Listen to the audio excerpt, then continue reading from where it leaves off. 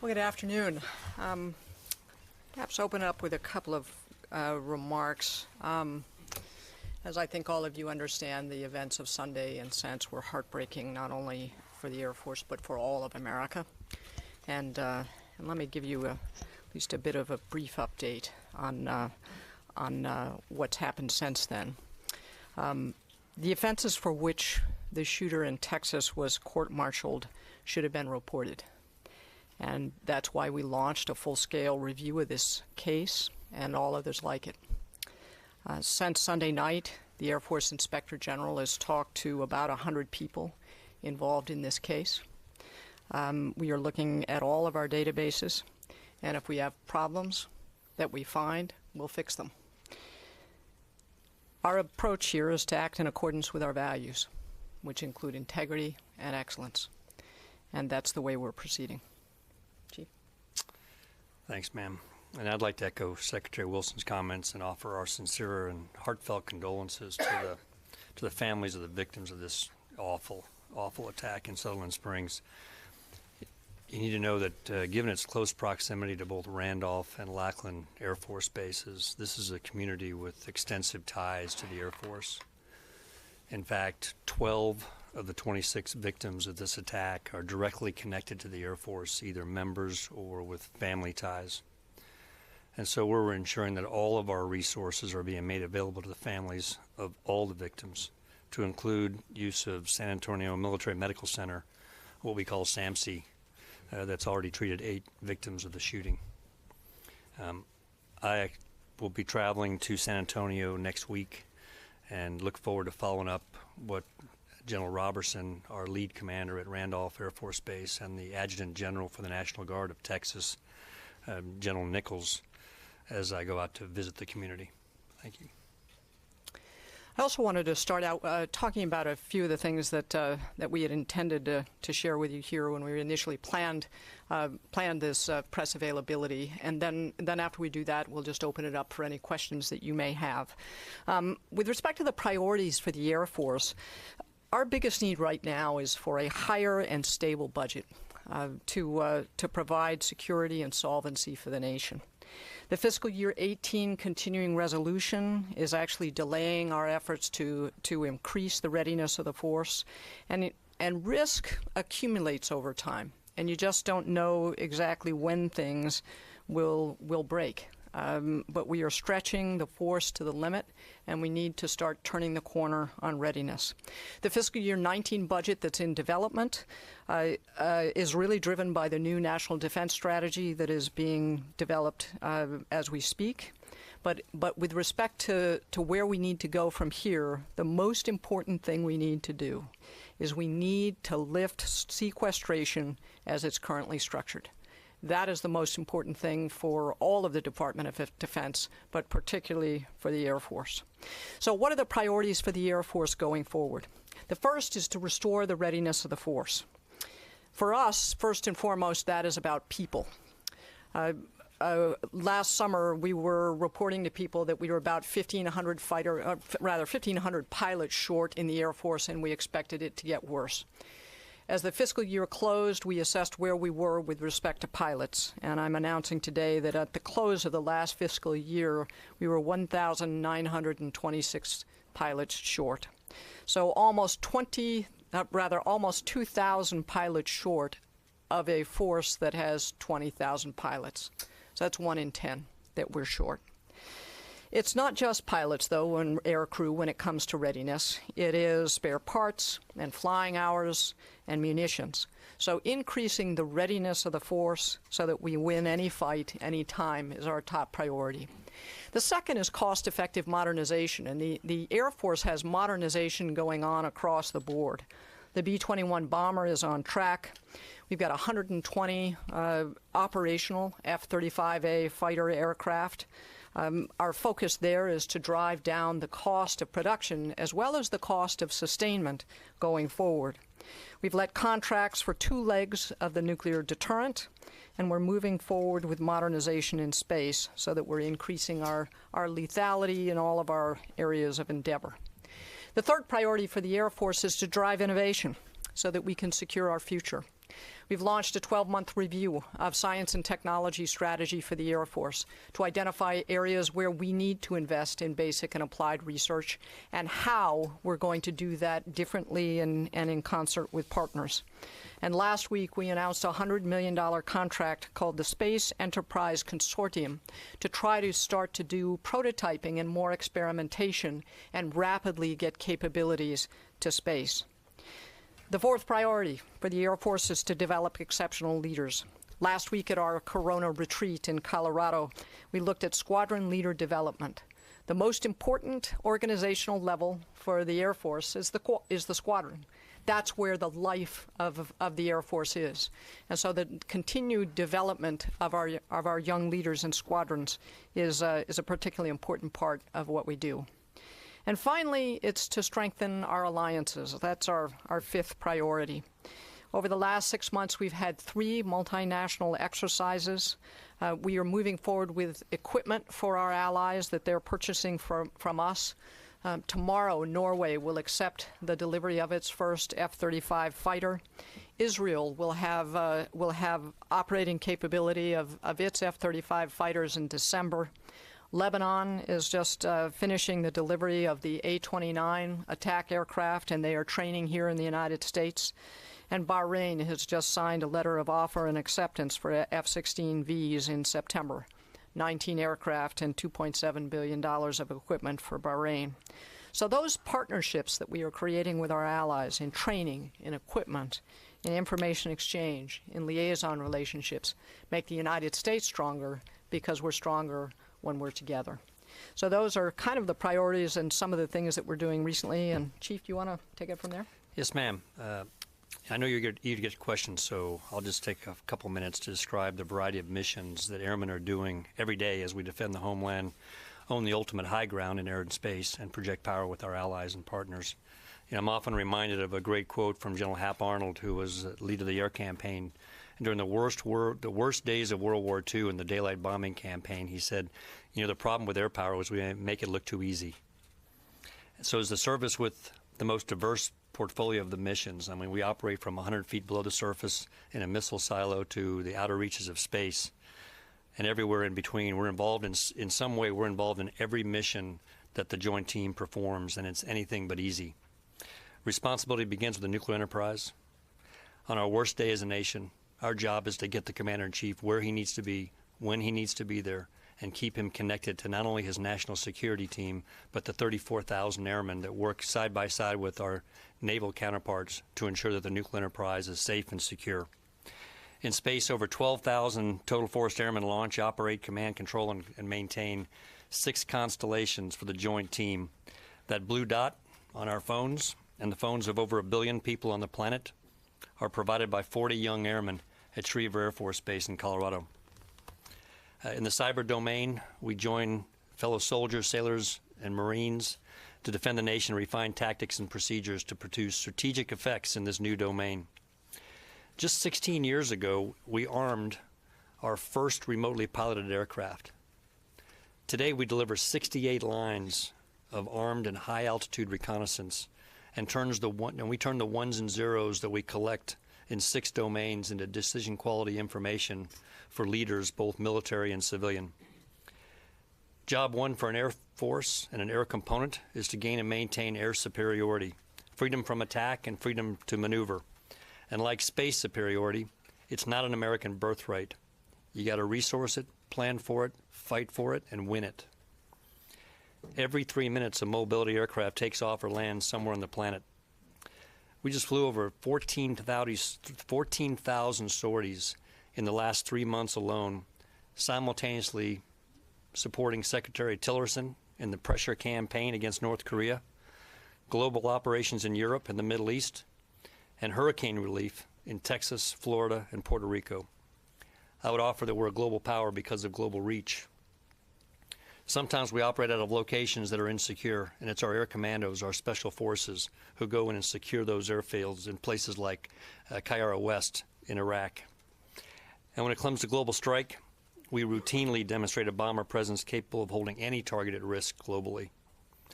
And finally, in the counter-ISIS fight, General Jeff Harigian, the air component commander, leads a coalition of 21 nations as he brings to the fight to defeat violent extremism in the Middle East.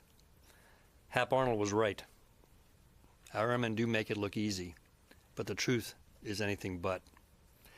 Every mission I just described is a growth industry, and every mission is no fail.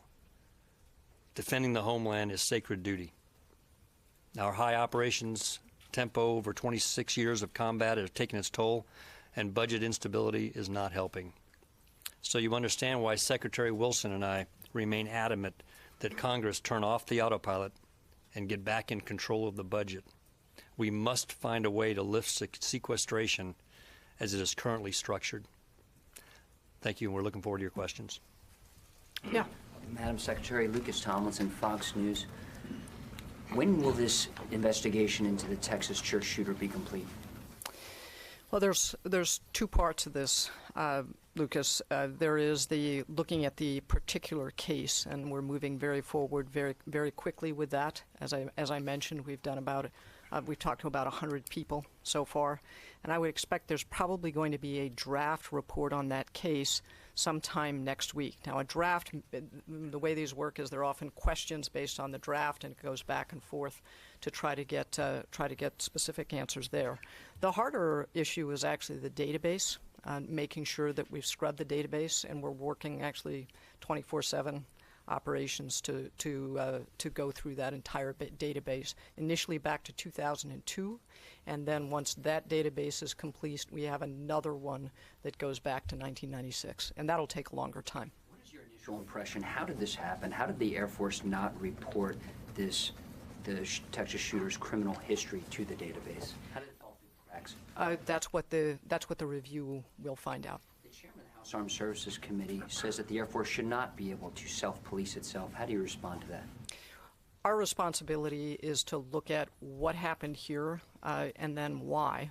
The Office of the Secretary of Defense is also, and our Inspector General is working with the other Inspector Generals in the other services, as well as the Office of the Secretary of Defense, who is looking across the entire enterprise.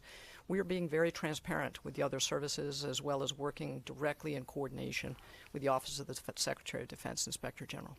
Can I offer too that, we're a we're a profession of arms, and the Secretary said we're a values-driven organization.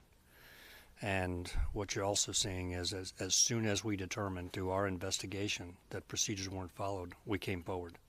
And that's how professional organizations handle themselves. Yes, here. Just to follow on Lucas's question, Tara Kopp with Military Times. When you say the database, are you referring to the federal criminal database, or are you looking at whether the Air Force actually appropriately put everything in DBRS? We're looking at the Air Force databases.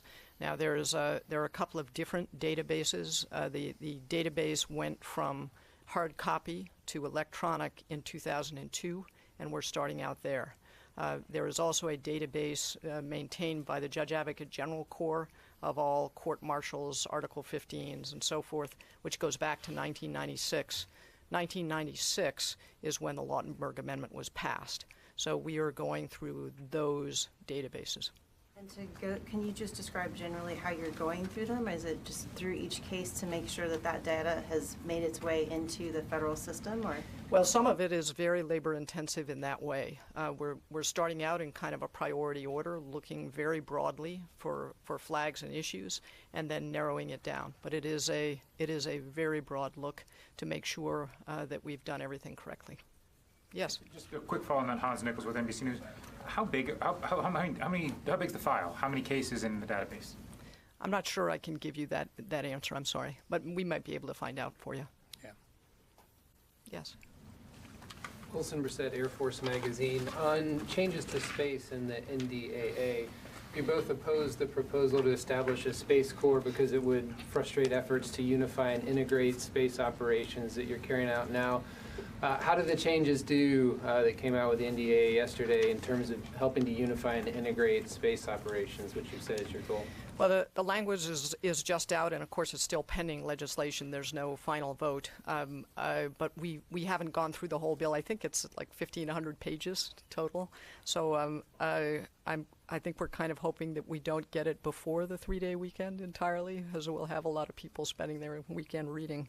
But I think everyone agrees that space needs to be integrated, normalized as part of a joint warfighting effort.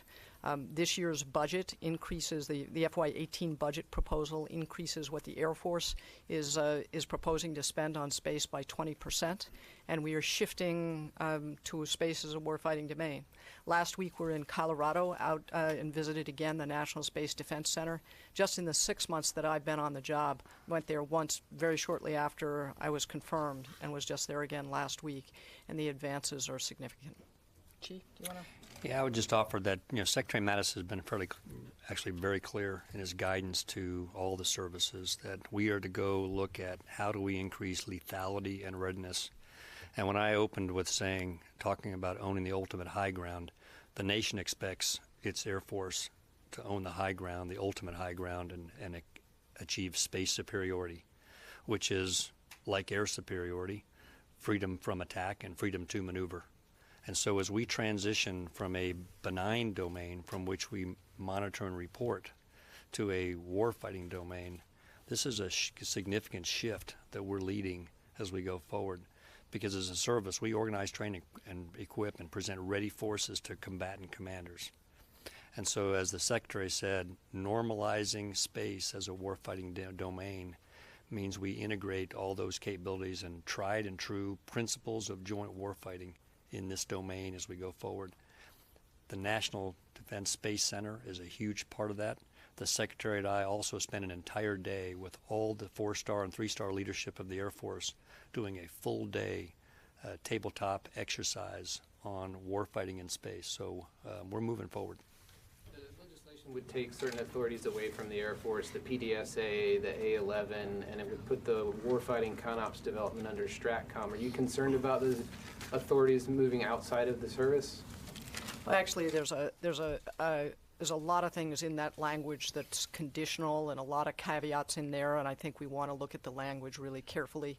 The most important thing is to integrate and normalize space as part of the joint operation.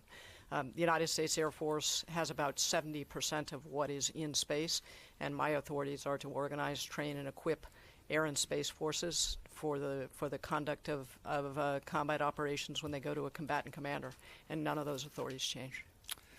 Can I offer too on that we do our best work as a department when we follow a logic trail that actually goes from the threat to eventually acquisition. And the steps are no different for space. Assess the threat. From the threat, you define the strategy. From the strategy, you define a concept of operations, or what we call CONOPS, normally the purview of a combatant commander. From those CONOPS, do you derive requirements, and then from those requirements, you then acquire. And so we're looking forward to working with Congress to ensure that we take those steps as we normalize space and acquire for the future. Yes. Stephen Losey, Air Force Times. Secretary Wilson, the Air Force has rolled out so many different programs in attempts to try to correct the fighter pilot shortage, but it continues to grow. You've dramatically increased the retention pay, but the take rates are continuing to decline, even though at a smaller rate. Why is the shortfall continuing to increase after all these efforts that you all have been taking? And I have a follow-up question after that. Let me take the general question, and then I'll ask Chief to fill in some of the details. The biggest reason, in my view, is that we are too small for all the missions that we're being asked to carry out on behalf of the nation. And as a result, we're burning out our people. Surge has become the new normal in the United States Air Force. And you can do that for a year or 2 years, or maybe even 3 or 4 years. But we're asking, I met someone last week who has just come back from his 17th deployment. 17 deployments. Less than 1% of Americans serve in uniform and protect the rest of us. And they're carrying a very heavy burden. And at some point, families make a decision that they just can't keep doing this at this pace. And I think that's the biggest thing we're facing, is we're burning out our people because we're too small for what the nation is asking. Chief? Yeah, our strategy, Steve, is to look at this from both a offense and defense, if you will. For the first couple of years, we're really focused on defense, which is how do we retain as many pilots as we can. I mean, you do the math, right? It takes 10 years to raise a fighter pilot, for instance. It takes you $10 million. You're 1,000 short. That's $10 billion of capital investment that just walked out the door. So we're first and foremost looking to retain everyone we can as we build up our capacity to produce more. Because the problem statement is that we as a nation don't produce enough aviators, don't produce enough pilots to adequately service the requirement for military, business, and commercial aviation. So this is a national level issue that we're working with industry. Part of the reason that I think we're seeing lagging indicators in terms of retention going up is that we're focused on this from the long term. And the long term is that the value proposition of why pilots stay tends to be fairly consistent. They stay because they want to work with the most amazing people with the greatest technology to have a mission that matters and give their life meaning. That's the value proposition. And we're working a number of lines of effort to reconnect to that value proposition, because we hear over and over again, you know, it's nice to have the additional resources, and we appreciate Congress's authority to be able to increase aviation bonuses. But if we're going to retain these pilots, it's going to be about reconnecting to the value proposition. My follow-up question had to do with the training pipeline. What more do you guys have in your back pocket to try to widen the pipeline, get more pilots in? So we're already putting the resources in to grow from 1,200 to 1,400. We're going to continue to grow that capacity. We're increasing the number of cockpit, or the number of pilots that we're putting into the fighter business. You may have heard that we got authority to welcome back retirees. They fit a certain category to come back. I will tell you that my 85-year-old dad who flew F-4s in Vietnam and his fellow retiree, they are all excited about coming back. But we're doing a number of things to try to move out, to increase production. But that's going to be a longer-term investment, and that's why we're focused right now on retention as we build the capacity to increase production. Let me also add one thing to that, and it's really kind of a story. It's not just how many people can we expand, can we double the size of pilot training this year? The real issue is you can't train a pilot in just a year. You have to absorb them into a squadron and get them qualified on a weapon system. I was talking to a parent last week out in Colorado whose son is a director of operations up in Alaska for the F-22, and he's flying. You know, and his dad said, "Gosh, you're a pretty senior guy to be flying. Why are you flying with your squadron?" He said, "Dad, we only have 3 instructor pilots in the whole squadron. We've got all these youngsters, and they have to be trained to be able to do the mission. So we're just really short of people who can teach in the squadron. So it's the absorbing problem that's there too." Pilot shortage, Also here, I'll let you take it. Carla Babb, Voice of America, on the fighter pilot shortage. What are the actual numbers? It was 1,200 was the fighter pilot shortage. You gave the overall pilot shortage. And what are the updated retention rates for those fighter pilots? I've heard it's down, but maybe not quite as down as it was in years prior. And then I have one more follow-up. On the specific numbers, I've got the total number, 1,926. I don't have the fighter pilot number broken out, but we'll get that for you. I'll have Ed Thomas get that for you. Yeah. On the follow, when you were speaking about the missions, Major General Vanderham told VOA a year ago that if this wasn't fixed, the Air Force may have to take some degradations to the frontline squadrons within the next calendar year, kind of pointing to your point about the Air Force being too small and not having enough squadrons to meet all the commanders' demands. Have you seen that? Have you had to take some degradations in the front lines? And No. if not, when do you expect to do so? We haven't yet, but if we don't turn this around through all the efforts that we're working on, then we'll end up heading down in that path. I'll share with you, again, to piggyback on the Secretary's point on just what being as small as we are and the impact of that, because it's actually beyond the pilots and aircrew. This also goes to the maintainers, all those who have their fingerprints on an airplane before it actually gets airborne. When I started flying airplanes as a young F-16 pilot, I would meet my crew chief and a dedicated and a secondary crew chief at the plane. We'd walk around the airplane. I'd taxi out. I'd meet a crew that was in the runway, and they'd pull the pins and arm the weapons and give me a last chance check. I'd take off. I'd fly to a destination. A different crew would meet me. Here's what often happens today. You taxi slow because the same single crew chief that you met has to get in the van and drive to the end of the runway to pull the pins and arm the weapons. And then you sit on the runway before you take off and you wait because that crew chief has to go jump on a C-17 with his tools to fly ahead to meet you at the other end. This is the level of numbers that we're dealing with here. We're making the mission happen, but we're having to do it very often on the backs of our airmen. And so we're going to have to, the tension on the force right now is significant. And so we're looking for all these different ways to not only retain those that we've invested in, but increase production so we can provide some reduction on the tension on the force right now.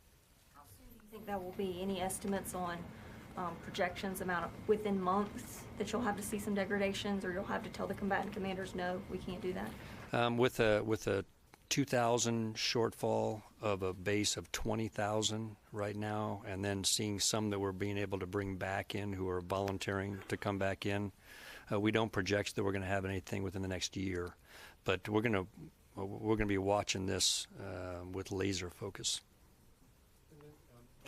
Hi, Jamie McIntyre with the Washington Examiner.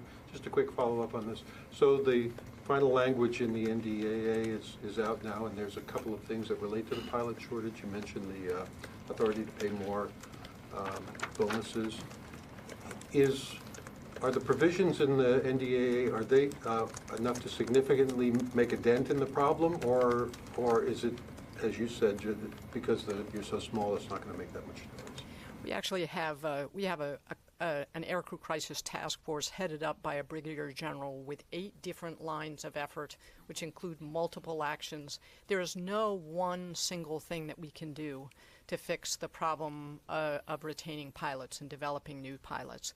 Of course, we haven't seen all of the language in the Defense Authorization Bill, and it's still pending legislation even. So we will look at all of those authorities, and then there are a lot of things that the chief and I can do, and we're being guided to do by this crisis task force. And I would offer, Jamie, too, that we got to get them airborne, because pilots who don't fly, maintainers who don't maintain, controllers who don't control, they will not stay with this company. Which actually brings us back to the biggest threat to us right now, which is the Budget Control Act. If we, but the Budget Control Act and sequester is still the law of the land. If we go through sequester again, a 2,000 pilot shortage will be a dream. People will walk. And we need to lift sequestration as it's currently structured.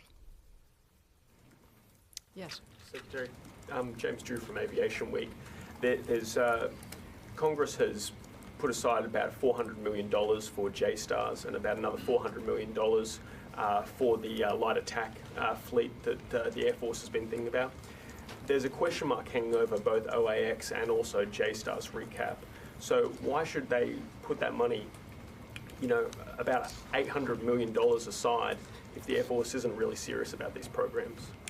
Let me first take the issue of JSTARS, which is battlefield management and control. The Air Force is very serious about it, and it's because we're serious about it that we're evaluating how we do it.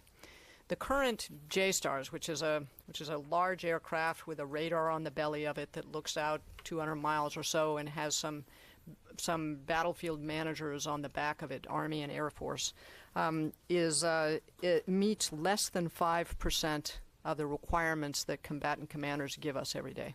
So, and the current plan to recapitalize that, to do basically the same, version 2.0 of what we have, would result, once we get those all in place and with current threats and everything, meeting less than 1% of combatant commander requirements. what the chief and I said was, is there a different way to do this? JSTARS was brought into service when I was on the National Security Council staff in 1991, on the start of the Persian Gulf War. Technology has changed since then.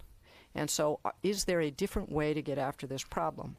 Which is why we asked for an external review and an engineering look at whether it's possible to fuse data and do battle management and control, command and control in a different way.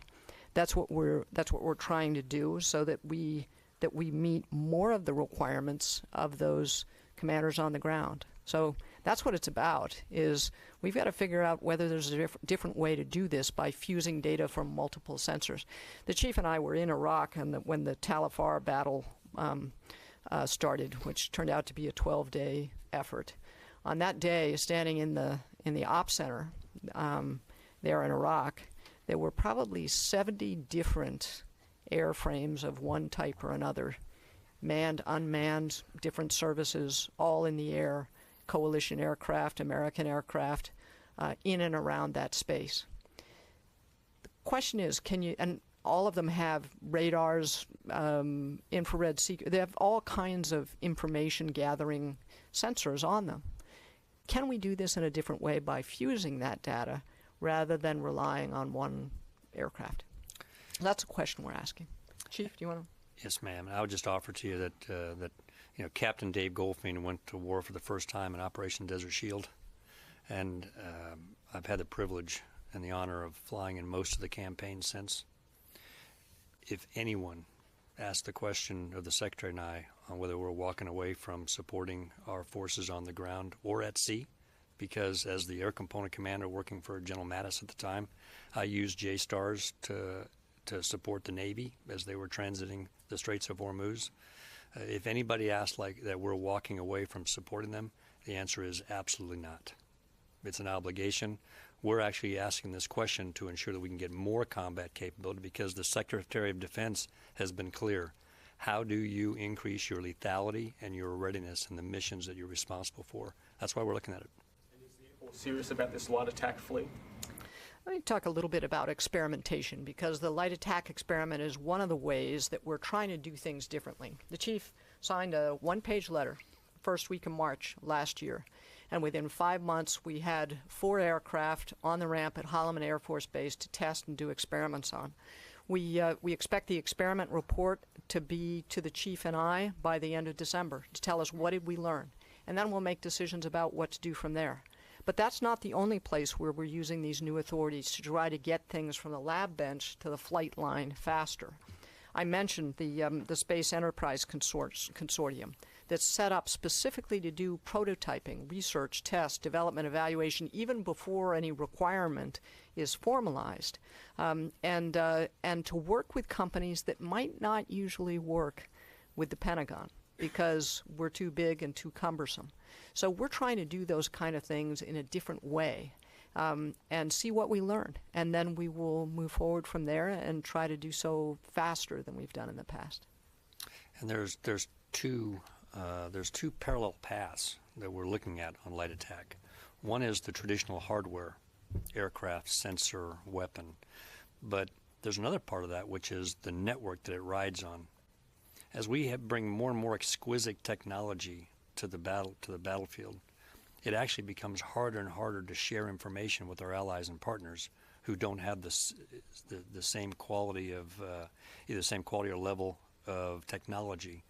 So the question that we're asking is, not only is there a light attack capability off the shelf that we can use that can increase lethality and readiness, but is there also a shareable network that allies and partners who are already with us and those that may choose to join us in the fight, in the campaign against violent extremism, can we actually get into a new shareable network that allows information to flow at a far faster rate so we can take out the enemy? Because remember, the overall strategy is that we push violence down to the point where local governance and local police forces can manage it. How can the light attack actually contribute to that? Tony. A couple of questions. One, on the F-35, you talked about in your opening statement, you underscored the importance of the plane. Mm-hmm. You visited the Lockheed plant on October 23rd. That same week, the GAO came out with a report that was raising serious questions about sustainability and part shortages. Then last week, we learned that there was corrosion fastener issues affecting every plane delivered. The service wants to accelerate production of the plane. Given those issues that have just come up in the last couple of weeks, how comfortable are you that Lockheed Martin and the enterprise is positioned for this tsunami of production that they've talked about? And then for General Goldfein, the pressure campaign against North Korea, what can the public expect in the next 2 or 3 months in terms of a continual Air Force bomber or fighter presence over that area? Matt? With respect to the F-35 production, particularly F-35A in our case, it's amazing to me that we think now that 100 or 200 airplanes a year is a tsunami of production when we go back to what this country did even just pre-1991, where we were buying more than 500 aircraft a year on average of all different types. So American industry has tremendous capacity if we focus that capacity.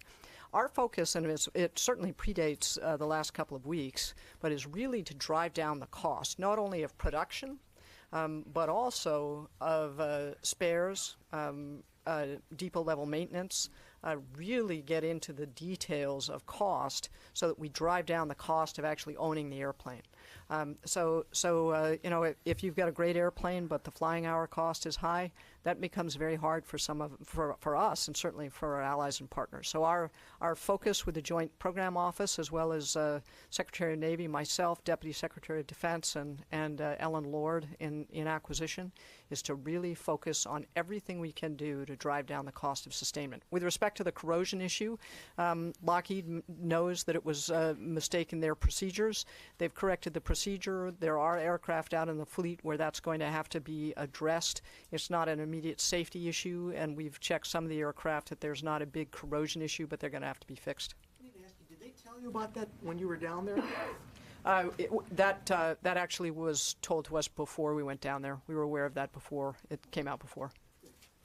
Yeah, Tony, you know, as a service chief, you know, my job is organize, train, equip, and present ready forces to the combatant commander. So Admiral Harris will utilize air component forces as he needs to use them, and I'm sure that and everything that we do right now is in direct support of Secretary Tillerson and the pressure campaign. But it does give an opportunity to talk about the challenge we face right now, given us the size of our Air Force. I mean, I go back to Desert Storm. I mean, we had 134 fighter squadrons, just to give you a sense of the size of the Air Force, from which we deployed 34 forward. Today, across the entire active guard and reserve, we have 55 total. If you actually go through all of the operational plans and determine how many that's required, it's 55. So there's no slack in the system. So I go back to that. I mean, think you're seeing indications in all the services that the force is stretched. And I will tell you that, you know, what keeps me up at night is if we cannot move past sequester in its current form, we're going to break this force. I need to ask you, the B-2 flew over there a couple weeks ago into the Pacific Theater. Are you going to position the B-2 at Guam at Anderson Air Force Base, or is it going to stay at Whiteman for now, in terms of forward deployment? Actually, General Rand works with General O'Shaughnessy, the Pacific Air Force's commander, to determine what kind of platform Admiral Harris needs at any given time. And if you look back, we've actually had all three rotating through Anderson, and that'll continue to be the case.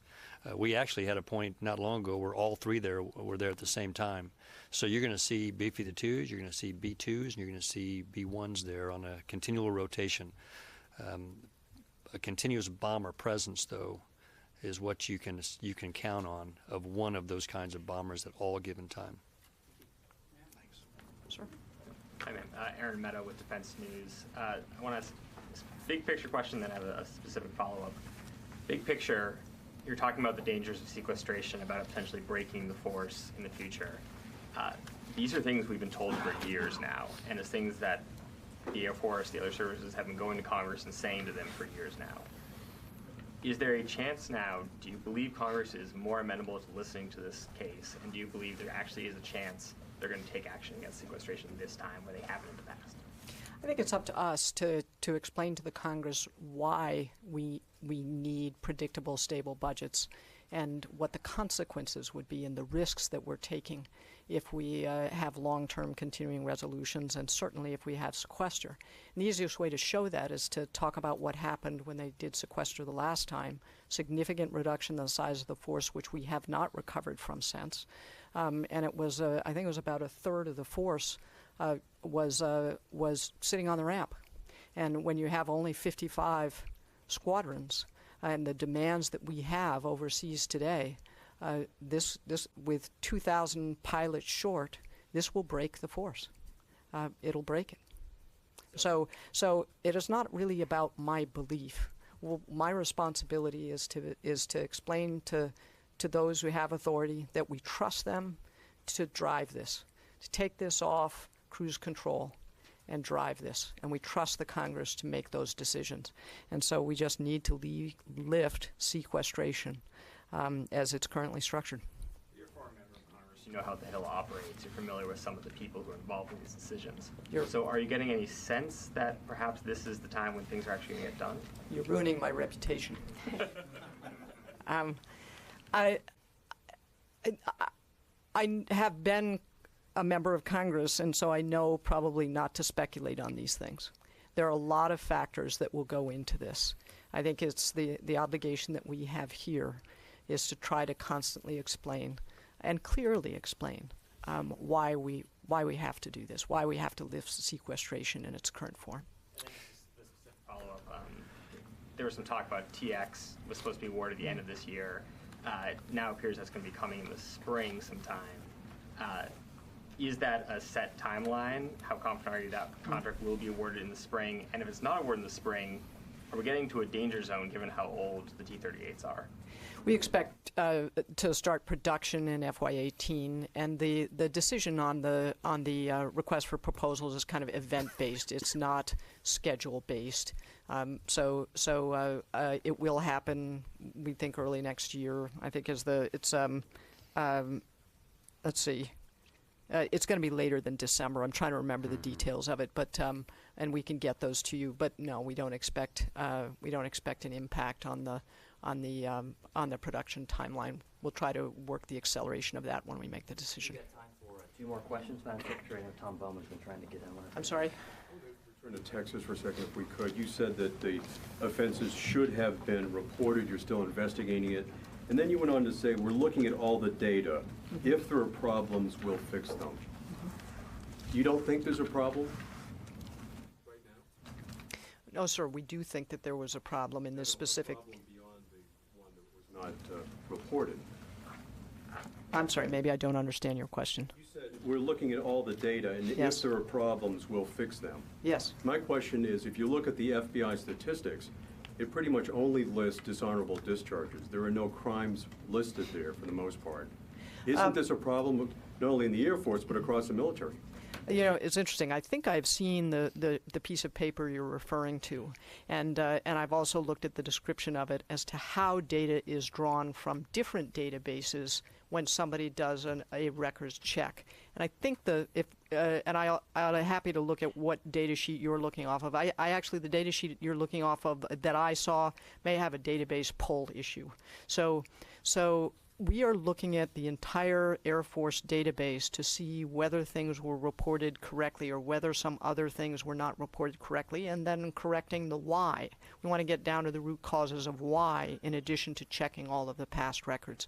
So that's what we're engaged in doing. The FBI statistic, the NICS system, which lists 11,000 dishonorable discharges, it lists 1 felony, 1 domestic abuse. I don't want to get too geeky on you here. If you look at the Coast Guard, it says 26 felonies. Right. I mean, that's an important database. Shouldn't I don't want to get too geeky on you here, but there are 3 different databases.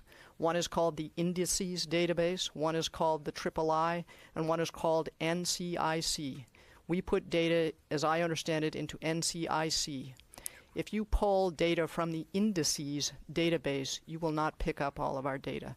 So I'd be very careful on relying on some of the data matrices that I've seen that are pulled out, that have been circulated. I saw one circulated on the Hill yesterday, and I don't believe that it's accurate. But this gets back to our point. We are doing this so that we find out what happened in this case and why, and we are looking at our databases to ensure that everything was reported correctly, that we get to root causes when it has not been reported correctly, and fix it. Just to follow up to Tom's question, wasn't it obvious that stuff wasn't reported to the databases? Well, we know it wasn't in this case. Yeah. We're doing this review to find out whether we have other cases where it was not properly reported. Before the shooting, did you know that your service had a problem transmitting criminal history into the database? I've been here for 5 months. No, I did not know that before this incident. No, and I'm not sure we explained to you why we're going back to 2002 for our first look. It was in 2002 that we as a department transitioned from manual fingerprint files to electronic fingerprint files. So our first look we're going back to is 2002. We're looking at all those cases. The guiding document tells us what particular kinds of cases ought to generate entry into the database. So our first look is going back electronically through those databases, look at every case and determine were we in compliance with the regulatory guidance at the time. That will give us an indication of sort of the numbers we're dealing with, and then we'll determine, okay, how far back then we need to go. Because once we go back beyond that, now we're in a manual review of these cases because they weren't electronic.